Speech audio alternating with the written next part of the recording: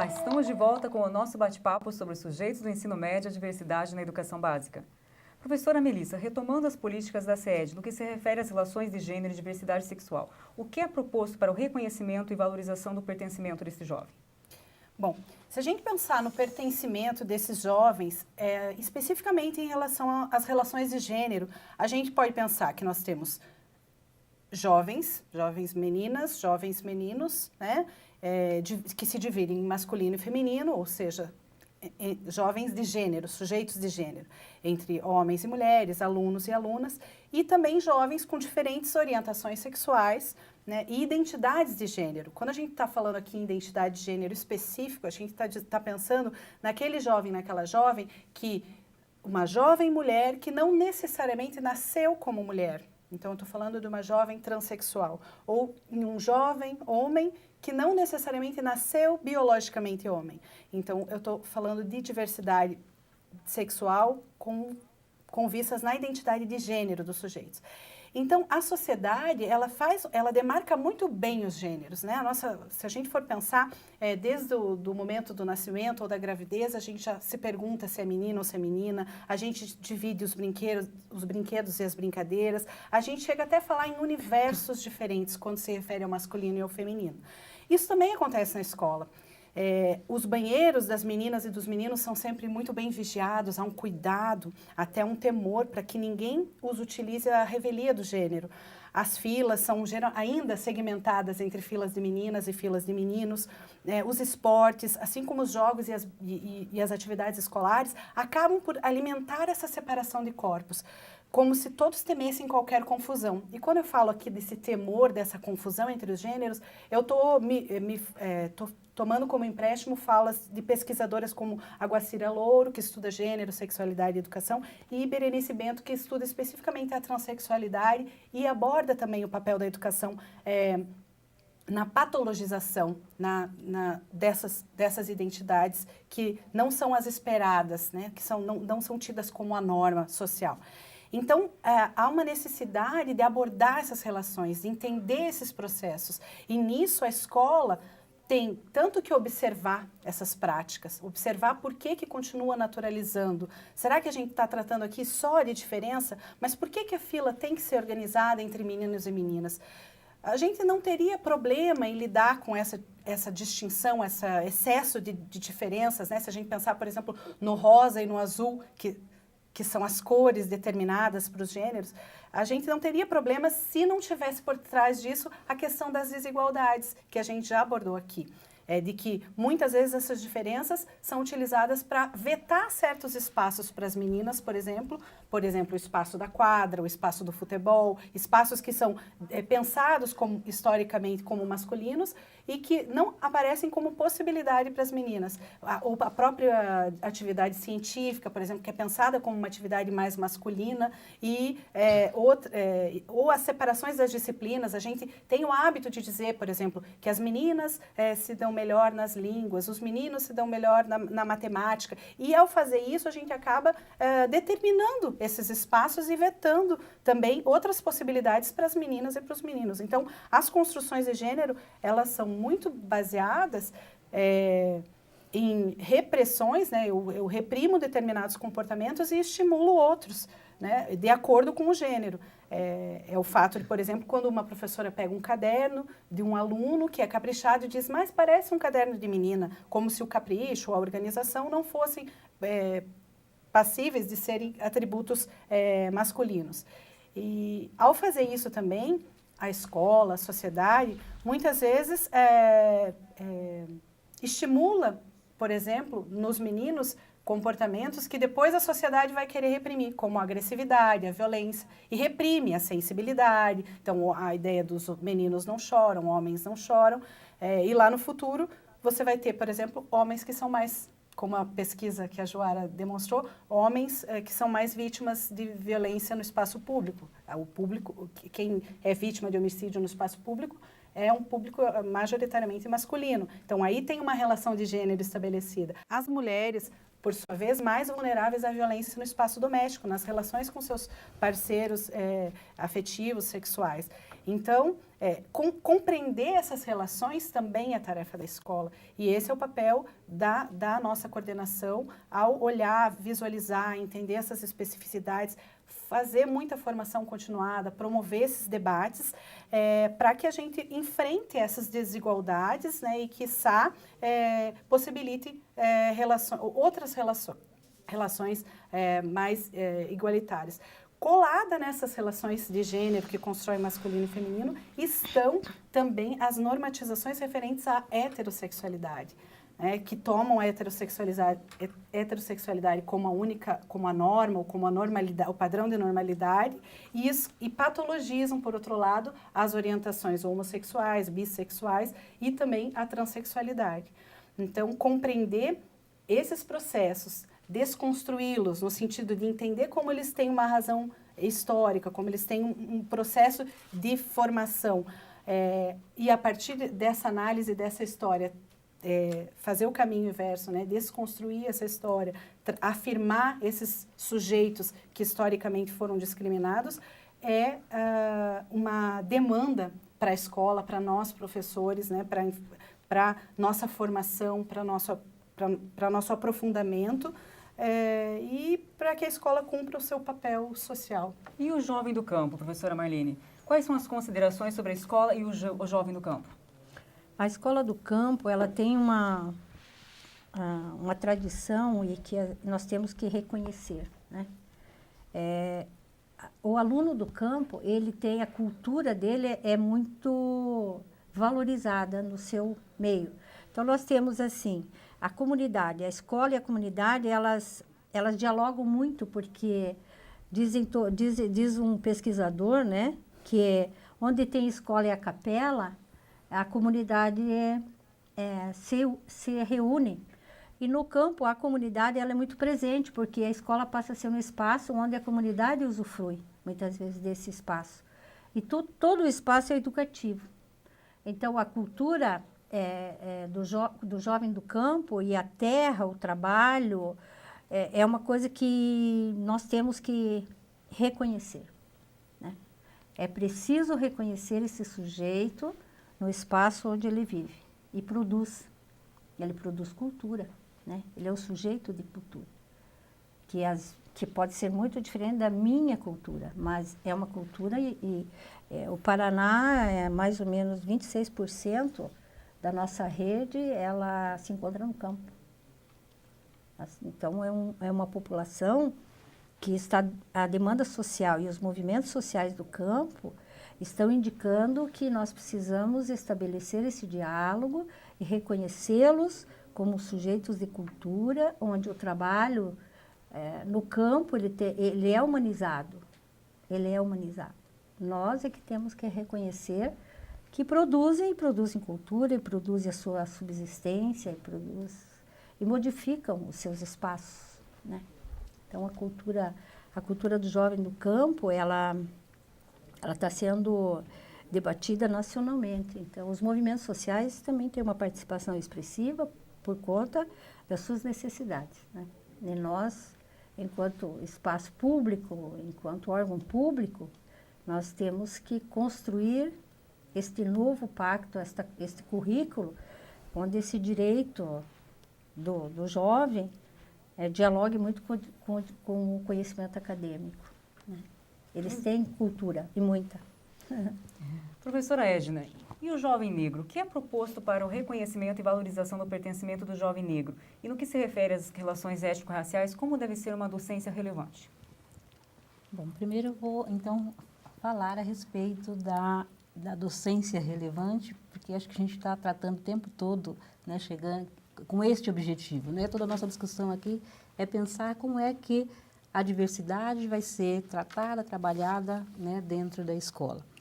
Então, eu quero destacar dois aspectos, né? Um é em relação à formação, tanto a formação inicial como a formação continuada.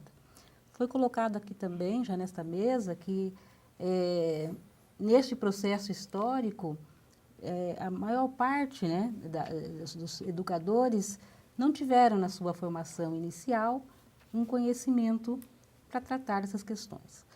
mas que na formação continuada o Estado, né, está fazendo a sua parte, buscando fazer esse trabalho. E no segundo momento eu coloco que é a posição, né, a questão do profissional.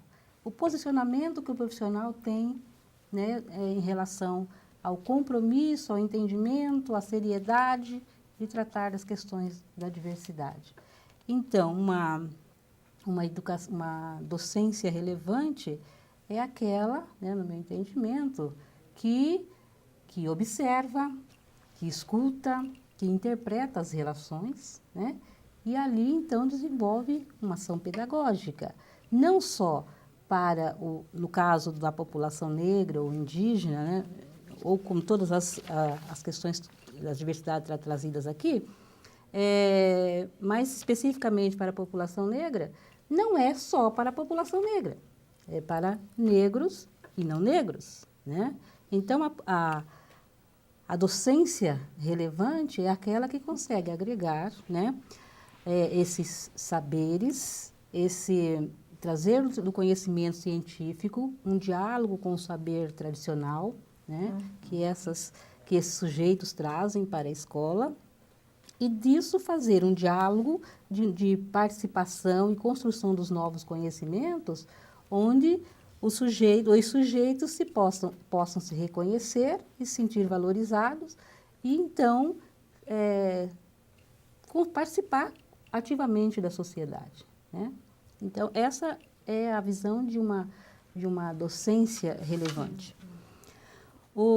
Um documento do MEC, Orientações e Ações para a Educação das Relações Étnico-Raciais, que é um material que foi disponibilizado para as escolas, é muito rico em informações para que o professor, ao buscar essa capacitação continuada, né, que de repente não é um curso, mas o material está lá, ele pode buscar para se orientar, diz de uma forma bem explícita o que é essa educação, essa docência relevante, né? Que é aquela que tem um olhar crítico para as relações e dela consegue fazer uma transformação, né? Propor ações que façam uma transformação. Para o jovem negro, acho que também comentei, além do ensino de história e cultura afro-brasileira, que é a forma de resgatar, de valorizar, de reconhecer, né, de saber a importância, que vai trazer para o jovem, então, essa coragem de se identificar. Tá? Porque se nós observarmos também um dado colocado aqui, 15%, né, 45% diz que é pardo, 15% se identifica como preto. Se identificar como preto é preciso ser corajoso. Na sociedade brasileira você precisa. O pardo eu camuflo um pouco, né? E digo assim, não, sou mais ou menos branco. Então, o pardo ele pode passar, né, meio despercebido e ser entendido como branco. Então, eu opto por essa identificação. Mas identificar-se como preto, né, é um ato corajoso de dizer, eu tenho uma cultura, eu tenho uma identidade e quero ver respeitada. Né? Então, é isso que a educação das relações étnico-raciais, trabalhada pela coordenação das relações étnico-raciais, que fica repetitivo, né, tem como objetivo. Né? Nós também desenvolvemos trabalho pensando na educação escolar quilombola, né, que é pensando o jovem quilombola, que ele permaneça no seu espaço, que ele valorize, né, busque a preservação, né, desta cultura. Então, claro que o conjunto de tudo isso, e pensando também que o jovem negro está em todos os espaços, né, ele está no campo, ele também é homossexual, ele também, né? Então, junto com os ciganos, junto com o indígena, possa se identificar como um brasileiro, né? Com muito orgulho. Como já foi falado anteriormente, existe um trabalho específico para a educação escolar indígena. Professor Dirceu, você poderia nos falar o que é proposto para o reconhecimento e valorização do pertencimento do jovem indígena? Sim, é prazeroso para a gente falar daquele trabalho que nós fazemos lá na coordenação. Então, o Departamento da Diversidade, da Coordenação da Educação Escolar Indígena, organiza suas ações em 2 eixos. Um deles que é a oferta da educação escolar para alunas e alunos indígenas, que vai desde a educação infantil até o ensino médio. E nós trabalhamos também com a temática História e Cultura Indígena. Então, no meu ponto de vista, o reconhecimento e a valorização do pertencimento da juventude indígena acontece na medida em que esses jovens recebem a educação escolar, a educação formal dentro das aldeias. Por que é uma valorização? Porque, nesse caso, a oferta do ensino dentro da comunidade indígena vai diminuir a questão do êxodo desses alunos das suas comunidades para morar em outros espaços, sobretudo nos centros urbanos, e que, se a gente for olhar na história, a gente acaba percebendo que esses jovens, caso eles migrem das suas comunidades, eles vão acabar nas periferias. E nas periferias, muitas vezes, mal acomodados e tendo outros tipos de problema. Qual a vantagem de se ter essa educação escolar dentro da comunidade indígena? Porque lá os conteúdos, o currículo da escola indígena, ela vai aliar os conteúdos que são da Base Nacional Comum, mas ela também vai agregar os conteúdos específicos da cultura indígena. E nos 2 casos são conteúdos extremamente relevantes, porque nós, professoras, professores dos alunos indígenas, das alunas indígenas, temos que preparar essas crianças, esses adolescentes, esses jovens, tanto para o convívio local, na comunidade, e abre-se um parênteses para dizer que na comunidade eles já assumem uma posição de liderança, são eles que vão, desde criança, eles já vão se preparando para o exercício da liderança, para o exercício, tanto a liderança de assumir um cargo que poderia ser, por exemplo, cacique na comunidade, quanto a liderança no sentido do movimento, de buscar melhores condições para a sua comunidade. E também é importante prepará-las para que possa também fazer esse convívio com a sociedade envolvente. Então, o desafio e o rico nas escolas indígenas é que ela vai preparar tanto para contexto local como para um contexto mais abrangente. Essa valorização também acontece quando o departamento, quando a coordenação, ela oferece a formação continuada específica para os profissionais indígenas. A formação, hoje nós temos a oferta de cursos de formação de docentes indígenas, nós temos os cursos, e isso seria a formação inicial, que é em parceria com outro departamento, que é o Departamento de Educação e Trabalho. Nós temos os cursos de formação continuada para o trabalho com os conteúdos, fazendo o diálogo entre os conhecimentos dos conteúdos da sociedade envolvente com os conteúdos tradicionais. Então, essa formação específica para os profissionais indígenas.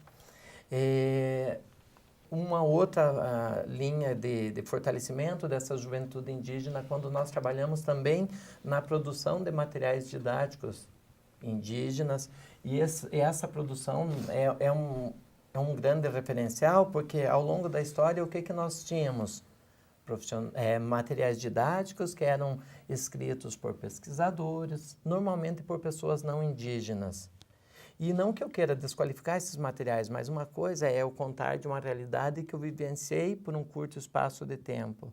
Agora, outra história, outra questão é eu ter um professor indígena, uma professora indígena produzindo material didático, ele contando os conteúdos do ponto de vista tradicional, ele trazendo todos esses conhecimentos, toda essa forma de organização da sociedade indígena dentro dos materiais que vão ser explorados nas escolas indígenas. A extensão dessa produção é de que em todos os espaços, em todas as situações, a gente possa qualificar essa prática daquele professor que está exercendo a docência. Correto. Então, a praxis e a cultura daquele espaço, daquele contexto, não existe ninguém mais qualificado para contar a história, porque ele produz ciência. Correto. Né? Os nossos espaços, eles têm visão que eu penso que no pacto a gente tem que destacar. Correto. Essa qualificação de um trabalho que é tão científico quanto aquele currículo que nós estamos habituados, que academicamente a gente recebe. Porque quem faz o recorte do currículo escolar somos nós, professores. Correto. Então, esse olhar de pertencimento, de valorização e de produção é qualificar o nosso currículo e a nossa prática. Com certeza. Então, é esse olhar de produção e contar a história que a gente tem enquanto está exercendo a docência, é essa sensibilidade que está nos faltando. Correto. Essa consciência de que eu vou contar a minha história por escrito, sim, eu estou produzindo conhecimento que vai fazer parte do currículo em diferentes contextos. Depende de onde eu publicar, depende de onde eu me pronunciar, né? Eu vou numa conferência, eu vou apresentar um trabalho acadêmico, eu vou contar uma história de docência, é produção de conhecimento. E nesse caso, como nós estamos falando especificamente para os professores do pacto, que não são necessariamente professores da escola indígena, é bastante importante destacar uma outra situação, que nas escolas não indígenas, eles também recebem muitos dos alunos indígenas. Sim. Nesse caso, nós estamos falando de Estamos todos em todos os lugares. os sujeitos, e aqui especificamente eu trago a questão indígena. E aí, talvez para os professores, para as professoras, isso possa de alguma forma assustar e dizer, nossa, eu não estou preparado, não estou preparada para lidar com essa situação. E aí, novamente, eu vou falar uma coisa que eu já citei no começo no bloco anterior, que era a questão de nós estarmos atentos para reconhecer de fato esses sujeitos, porque o currículo escolar, via de regra, é um currículo que tenta homogeneizar como se todos fossem iguais, como se todos tivessem o mesmo pertencimento. E aí cabe a esses professores, essas professoras que estão acolhendo esses alunos indígenas, que nas questões metodológicas, que nas questões do enfoque dos conteúdos, eles consigam fazer esse olhar diferenciado. No bloco anterior, eu dizia que muitas vezes o estabelecimento de ensino abre as portas, mas não oferece condições de permanência e de sucesso. E é aqui que esses professores, que essas professoras têm um grande desafio pela frente. E é um desafio que não é para deixar assustado, não. Porque se nós não tivermos uma formação, eu acho que a gente tem que investir muito nessa formação continuada, que não precisa ser necessariamente em eventos de formação, pelo estudo pessoal. E aí eu já faço um segundo gancho, que, como eu disse, nós trabalhamos na coordenação com a oferta da educação escolar, mas nós trabalhamos também com a temática história e cultura indígena. E aqui eu reforço o que a Edna já falou do trabalho das equipes multidisciplinares, que são esses espaços oficialmente legitimados, garantidos, para fazer essa formação continuada, trazendo essas temáticas da diversidade, espaços que me permitem conhecer o outro, debater essas questões. E que a partir dessa formação, eu acredito fortemente que as professoras e que os professores vão ter outros elementos para abordar os conteúdos de um viés que abranja, de fato, os professores indígenas. E ainda eu gostaria de acrescentar um outro ponto, que é, nessa abordagem metodológica, no enfoque dos conteúdos, fazer um trabalho que não ilustre, que não represente aqueles indígenas com a visão do passado que nós fizemos. Hoje, quando se trata da história do Brasil, normalmente fala-se muito no descobrimento. O Brasil já tinha habitantes aqui, não se trata de descobrimentos. Quando se trata, eu acho que abordar os conteúdos de uma forma que se coloque que o que aconteceu foi uma invasão portuguesa em território brasileiro e que essa invasão foi um processo forçado, violento e não pacífico, como muitas vezes a gente tenta colocar no nosso currículo escolar. Porque eu acredito que a escola abrindo as portas, a atitude de acolhimento e à medida que os conteúdos contemplem esses sujeitos, só aí é que eles terão condição de permanência e de sucesso nos estudos. Porque o aluno é a nossa ciência, né? Porque sem ele não há ciência. Bom, nós já falamos agora, Não há exatamente, ciência, né? nós já falamos sobre o jovem indígena, sobre o jovem negro, a questão da diversidade, a questão do campo e o jovem cigano. Já existem políticas para os jovens ciganos nas escolas? Referente às políticas educacionais para os povos ciganos, hoje nós trabalhamos na implementação da Resolução número 3 de 2012 do MEC, que define as diretrizes para a população em situação de itinerância, inclusive os povos ciganos. E, diante disso, o Departamento da Diversidade, ele vem fazendo um trabalho inédito no nosso país, que, dentro da coordenação da educação das relações étnico-raciais, construiu uma divisão da educação escolar cigana, né, que é para pensar políticas públicas para esses povos, né, e a partir daí temos seminários, encontros, grupos de trabalho para traçar as metas para levar a educação e também desmistificar os estereótipos e enfrentar a discriminação, o preconceito, né, no espaço escolar.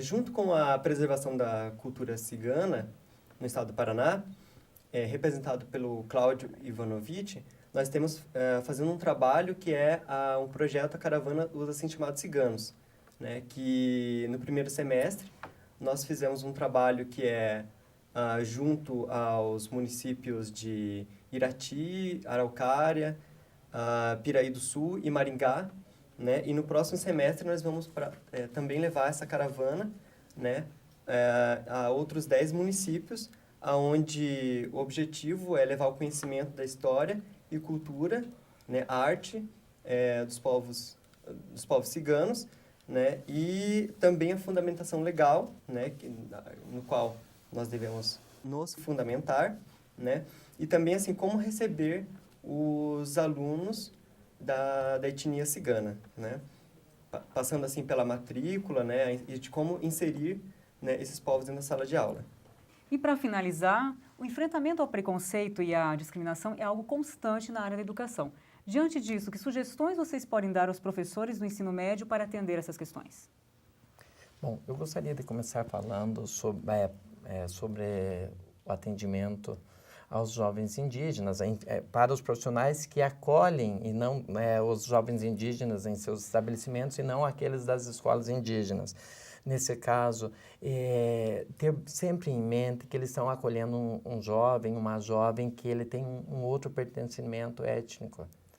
Esse jovem, essa jovem fala uma outra língua, que são outras, entre aspas, agravantes, que pode prejudicar no sucesso ou no fracasso desse aluno na escola. Então, que enquanto educadores, eles possam criar condições que essas jovens e esses jovens possam receber esses conteúdos e progredir tanto quanto aqueles cuja língua materna é a língua portuguesa, porque esse é um dos grandes problemas. A outra questão é que o trabalho no combate, enfim, na desconstrução dos estereótipos, dos preconceitos e com atitudes pedagógicas, com posturas, com comportamentos e com conteúdos que possam incluí-los de fato no contexto escolar. Bom, assim como no caso dos povos indígenas, né, o povo romani, ou seja, os assim chamados ciganos, eles também têm a sua primeira língua, né, que é o romani. E com isso, nós devemos considerar que esses povos, eles têm as suas especificidades culturais, né, étnicos, raciais, e que muitos vivem em acampamentos, em barracas, e que não tem portas, não tem janelas, não tem chaves, né? Então, é um universo bastante próprio, né, diferentemente dos não ciganos, né?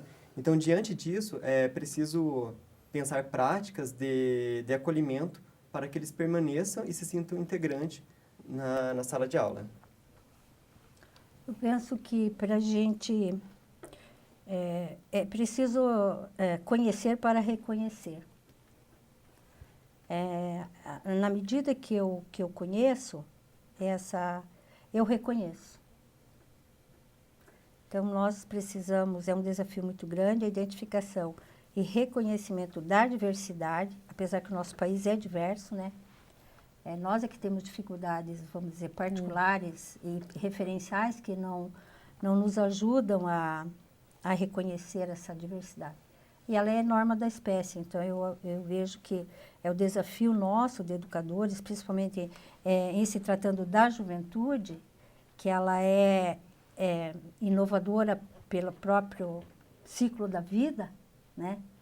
Ela desafia mesmo, ela é própria da juventude, é preciso conhecer. Então, o estudo, a formação continuada, os debates, os grupos de trabalho, grupos de estudo devem ser incentivados na escola. Porque tanto para eles, jovens, né, um coletivo que se reúna, que discuta, que se apresente, como dos educadores que também devem ter essa humildade de reconhecer-se ainda um aprendiz e é preciso conhecer, é preciso estudar. Eu já vou pegar o gancho aqui da Marlene, porque a gente percebe que a importância do conhecer para reconhecer, né? E o que a gente indica para os educadores é que realmente fomente a participação cidadã desses jovens, né? No contexto geral, dentro de todas as diversidades e tudo mais, mas que faça com que eles participem ativamente do seu cotidiano escolar, da sua comunidade, né? E buscando os seus direitos, né? São sujeitos de direitos. A questão de violação desses direitos é uma coisa bastante séria e não pode ficar neutra em todo esse contexto. As questões das violências que ficam muito mais evidenciadas nos sujeitos mais vulneráveis, mas também ocorrem em outros sujeitos não tão vulneráveis, né? As violências estão por todos os lados. Então, a participação desse sujeito como cidadão, como o direito de jovens, de adolescentes que participam ativamente da sua comunidade é bastante significativo. E isso os educadores podem fazer com muita propriedade, né? Oportunizar esta participação. Então, eu acho que nessa linha, né, da questão do conhecimento, a escola lida com conhecimento cotidianamente, mas muitas vezes diante de uma situação de discriminação, de preconceito ou de situações que a gente acaba visualizando, né, quando está aberto para ver, a gente não consegue se posicionar, não sabe como agir, ou finge que não vê ou ignora porque acha que não é objeto do seu conhecimento. Então, do seu conteúdo, do seu papel ali como professor e como professora na sala de aula. Então, a gente entende que é papel da escola, sim, aprofundar, conhecer, reconhecer essa história, e essa história que muitas vezes trouxe as diferenças, tornou as diferenças hierarquizantes, inferiorizantes de determinados sujeitos, né? E só conhecendo esses processos, só reconhecendo o quanto somos... o quanto reproduzimos, o quanto a escola também produz essas diferenças, essas desigualdades, que a gente pode questionar as nossas práticas e que a gente pode também formar jovens que questionem as normas estabelecidas, que desnaturalizem as relações, porque a gente tem o hábito de achar que sempre foi assim, por que eu é que vou me meter nisso, né? Em briga de marido e mulher, ninguém mete a colher, né? Tá? Mais do que na hora da gente meter a nossa colher em certas questões da sociedade e realmente trazer uma contribuição para que ela seja transformada e se torne melhor para todos e todas, né? Bom, penso que uma prática formadora que de fato venha educar, né, para a diversidade é aquela que busca compreender como se manifesta, né, como se dá a construção da identidade desses sujeitos, né? Porque a partir de trazer isso para a discussão em sala de aula, onde cada um dos sujeitos possa se manifestar, colocar suas experiências, né, o seu conhecimento, então isso vai fazer com que, acho que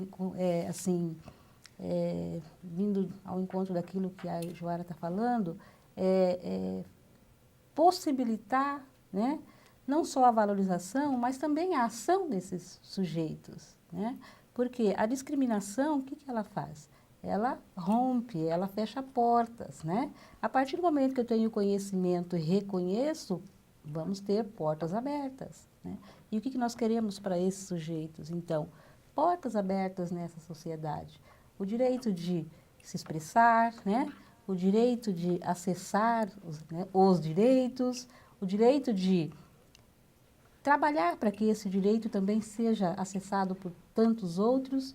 E aí, então, nós vamos estar contribuindo, enquanto educadores, no nosso papel de educador, numa educação que transforme a sociedade. Ok, e o nosso bate-papo sobre os sujeitos do ensino médio, a diversidade na educação básica, termina aqui. Agradecemos a presença de todos e todas. Muito obrigada pela participação de vocês aqui na nossa conversa e esperamos que essa discussão tenha ajudado a aprofundar as questões sobre a diversidade e o protagonismo dos sujeitos do ensino médio. Tchau e até a próxima!